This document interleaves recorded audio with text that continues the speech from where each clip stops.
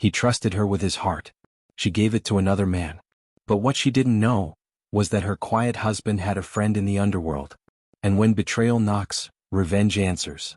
This is the dark tale of love, lies, and the ultimate payback. Welcome to Reddit Audio Tales. Let's dive in. Hey Reddit. I don't even know where to start. I never thought I'd be one of those guys sharing a story like this, but maybe putting it all out there will give someone else a little strength, or at least a cautionary tale. This is a story about betrayal, revenge, and how losing everything led me to something darker, but better. Let's rewind about 2 years. I was 30, married, normal life, stable job as a financial advisor in a mid-sized firm. My wife, Emily, 28 at the time, worked in PR and spent most of her time managing social media campaigns and networking events. We lived in the suburbs of Pittsburgh. White picket fence. 2 dogs. Shared Amazon account. You get the picture. We weren't perfect, but I thought we were solid. We'd been together since college, married 5 years, and though things had gotten quieter between us, I chalked it up to adult life. Stress. Work. Responsibilities. Turns out I was just blind. The cracks in the mirror. The first signs were subtle. Emily started getting more into fitness. Fine, I was supportive. But suddenly she was texting during dinner, hiding her screen like she was a high schooler. She stopped initiating conversations. Sex became rare, and when it happened it felt like obligation, not connection. She started going to the gym at odd hours. One time I noticed she came home smelling like cologne. Not perfume, cologne. I asked her about it once. She laughed. Said I was being insecure. God, I should have trusted my gut. But when you love someone that much, your brain makes excuses your heart can live with. Until the truth breaks through. The night that changed everything. It was a Wednesday. I was supposed to be out of town for a client meeting, but it got canceled last minute. I didn't text her. I thought I'd surprise her with dinner and maybe finally talk. I got home around 6:45 p.m. Her car was in the driveway. I smiled to myself, thinking maybe it was fate giving us a chance to reconnect. Then I opened the front door. I heard moaning upstairs. At first I froze. My brain couldn't process what I was hearing. My wife. No. Maybe the TV? Maybe she was watching something. But the rhythmic thumping from our bedroom killed that fantasy. I walked up the stairs like a zombie, my hand shaking on the doorknob. I opened the door. And there she was. Emily. Naked. On top of another man. I didn't scream. I didn't punch anyone. I didn't say a word. They both froze. The guy, tall, tatted, smug, didn't even look embarrassed. He just stared at me like I was a minor inconvenience. Emily pulled the sheet around her, but the damage was done. Jake, she said, I didn't know you were coming home. That's all she said. Not I'm sorry. Not this isn't what it looks like. Just I didn't know you were coming home. Shattered. I left the house without saying a word. Drove for hours.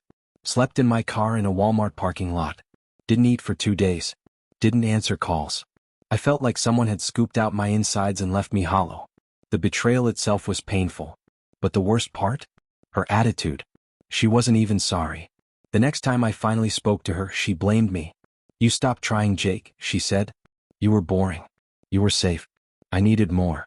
Brandon makes me feel alive. That was his name. Brandon. Her personal trainer. She even tried to gaslight me, told me this had been going on for months and that if I really loved her, I would have noticed. I wanted to scream. Cry. Hit something. But I didn't. Instead, I disappeared.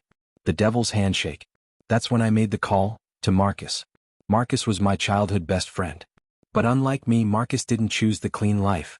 He dropped out after high school, disappeared from town, and from the rumors I heard, he was involved with some serious people in Chicago. Gangs. Guns. Debt collection. Even alleged hits. We hadn't talked in nearly 4 years.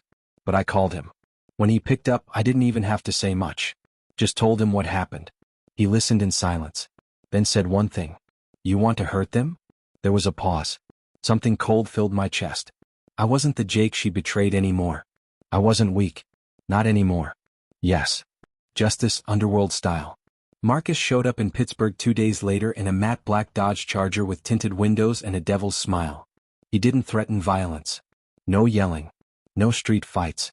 He brought chaos. Brandon's gym? Within a week, anonymous reports were sent to the IRS and the police.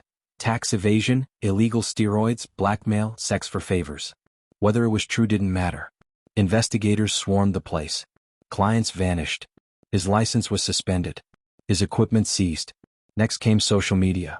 Fake screenshots were sent to every influencer he followed, accusing him of grooming, abuse, and worse. Whether it was real or not, it didn't matter. He became radioactive. As for Emily, Marcus was creative. A fake agency contacted her, pitched her a modeling campaign. She'd always dreamed of being more than just a wife, a fashion star, a face people recognized. They flew her out to a fake photo shoot in Vegas, took photos, then manipulated them. Within days, her images were leaked in compromising edits, designed to look real. She lost her PR job. Her friends ghosted her. Her Instagram? Deleted after thousands of hateful comments. She called me. What? I didn't answer. Becoming something else. After the dust settled, Marcus made an offer. Come to Chicago, he said. I can use someone with brains like yours. And now you've got the heart for it. At first I laughed. I wasn't a thug. I was a financial analyst. But that laughter faded. What did I have left? A ruined marriage. An empty house. A job I didn't care about. So I went. Rebirth in the shadows. Chicago was another world. Marcus ran his crew like a CEO.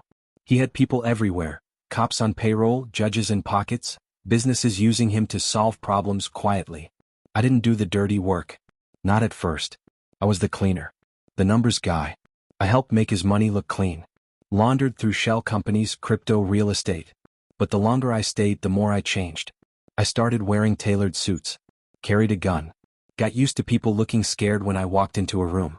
One night, I saw myself in the mirror. And I didn't see the man who cried in his car outside a Walmart. I saw a man who'd survived hell and came back with fire. Final justice. About a year later, Emily sent me a long email. Said she'd moved in with her parents in Ohio. Said she'd lost everything. Her job, her friends, her dreams. Said she missed the man I used to be. She begged for forgiveness. I never replied. Brandon? Word is he tried starting a gym in Arizona but racked up debts with the wrong people. Then vanished. Whether he's hiding or buried somewhere in the desert, I honestly don't care. Me? I bought a condo downtown. Drive a blacked-out BMW. I have power. Not the kind that comes from titles or paychecks. The kind that comes when people know you're not the one to mess with. The last conversation. Marcus and I were on his rooftop one night sipping bourbon. City lights blinking like stars below. He looked at me and said, "You ever think about how this all started?" I nodded. With a lie. And a bet I paid for. You miss the old you? I swirled my drink. Thought about the quiet life. The dogs. The dinners. The man I used to be. Then I smiled. Nah. That guy was easy to break. This one? Not so much. From a heartbroken husband, to a man reborn in the shadows, this wasn't just revenge. It was a reckoning. If you like this story, don't forget to like, subscribe, and hit the bell icon for more dramatic tales every week. Until next time, stay sharp, and never underestimate the quiet ones.